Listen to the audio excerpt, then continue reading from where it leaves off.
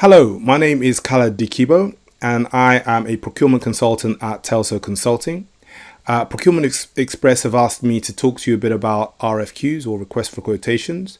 So what I'm going to do is I'm going to spend some time talking about the aim of a request for quotation and also what is the best practice behind using a request for quotation.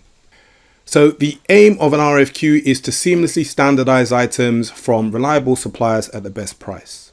Now, the key word there is reliable suppliers, and it's important that we ensure that those suppliers that we send out RFQs to have been pre-approved.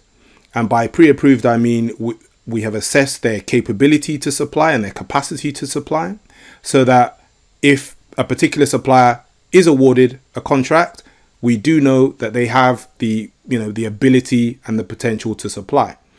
If we fail to approve suppliers before we send out the RFQ, then we run the risk of awarding a contract to a supplier who has or lacks the capability to deliver on that supply. Obviously, the consequences of that are delayed delivery times. That's potentially going to affect our own clients that we have orders for. So we want to get it right first time, and therefore it's best to pre-approve suppliers before we send out the RFQs. In terms of deliverables, an RFQ is an efficient process that allows you to request, receive, and rank quotes from suppliers with ease. In addition to that, the software allows you to store suppliers under relevant category headings. So in future, when you want to send out an RFQ, rather than uploading suppliers one by one, you can simply click on the category, and it will pull up all those suppliers, the pre-approved suppliers, and send out the quotation to them. In terms of statistics, 80% of the finance team's time is spent unnecessarily collaborating with suppliers traditionally. So what that means is that buyers are faced with having to get on the phone to suppliers or meet up with suppliers for them to understand the requirement. With the software, once you upload the requirement comprehensively into the software, an email is sent out to all the suppliers at the same time, and they will be able to respond accordingly. So you save time in that respect, and you can use that time to do other value-added activities. In addition, 50% of time is typically saved from companies moving from paper-based RFQs to software-based RFQs. Again, that time saved can be used to do more added value activities, such as talking to your more strategic suppliers and building relationships with them. In terms of the actual process, I think it's the most important thing with RFQs is to make sure you get your requirement right. So it's important to comprehensively communicate the requirement to your suppliers so that they're able to receive the requirement at the same time. Now, the reason I stress the word comprehensive is that it's important when you send out the requirement of your need that there are no gaps in the requirement. If there are gaps in the requirement, what that means is that suppliers are going to misinterpret or are likely to, fill in the blanks themselves and, try and guess what your requirement is. The chances are they'll guess incorrectly, and they're potentially going to quote incorrectly as well. What that means for you is that you're looking at quotes once they've submitted, which do not meet your requirement. Again, if you're sending out these requests for quotations to a number of different suppliers, and each individual supplier misinterprets your requirement because you've left gaps in the requirement, they misinterpret the requirement, potentially you're going to be comparing different suppliers' quotes on different interpretations. So it's not a like-for-like comparison. So you're going to have problems if you do finally select a supplier in terms of what they actually delivered to you and the fact that it probably won't meet your requirement.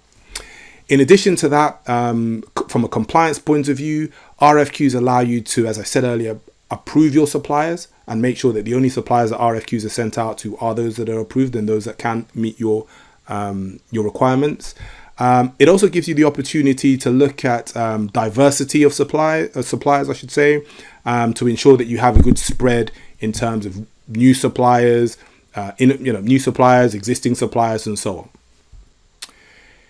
In addition, another important factor when using an RFQ or advantage of using an RFQ software is that it allows you, or encourages you, I should say, to spend responsibly, right? It allows you to be accountable for decisions you've made around who you've awarded contracts to. Yeah. The software, clearly ranks all the suppliers in terms of price. And on that basis, you can choose, not only can you choose the right supplier, but you can also demonstrate that you're getting value for money based on all the suppliers and quotes that have been submitted. In addition to that, come audit time, whereas traditionally you may have a lot of paper audits to sort of sift through and spend some time trying to, understand why certain decisions were made.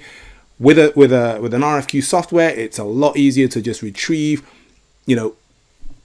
on what basis you made certain decisions in terms of price, who were the other suppliers that submitted and what were their prices, and how you arrived at the winning bid. And again, that too will save time from the traditional process of looking for files and looking for pieces of paper around the audits. By simply a click of a button, you can find out exactly what decisions were made and why they were made based on rankings and based on prices at the time. So in terms of process, the first stage is to get the ball rolling in terms of uploading your requirement. A lot of RFQs would allow you to upload pre-existing files, so you don't have to start from scratch in terms of filling out the requirement. The next step is to select your vendors. So as I said, if they're already loaded into the various categories, you can simply click on a particular category and all the suppliers will be shown for that category, and you can send out the RFQs to those suppliers. The next stage then is the vendors will be notified and they will get an email which states exactly what the requirement is, and they will be able to verify their own costs and be able to promptly give you an accurate quote. Only those quotes are recorded, right? Not only are they ranked, so you can actually see who's the cheapest quote, but they will be stored. And as I said, when it comes to audit time, all that data can be retrieved at the click of a button without having to, sift through various files to find those quotes. And the final stage, once you've received the quotes, is to evaluate an award, right? So based on the prices you received, bearing in mind, that all the suppliers have been pre-approved, so all of the suppliers are able to meet the relevant quality and delivery times. It's really about price, and therefore you can evaluate which is the best price and award on that basis.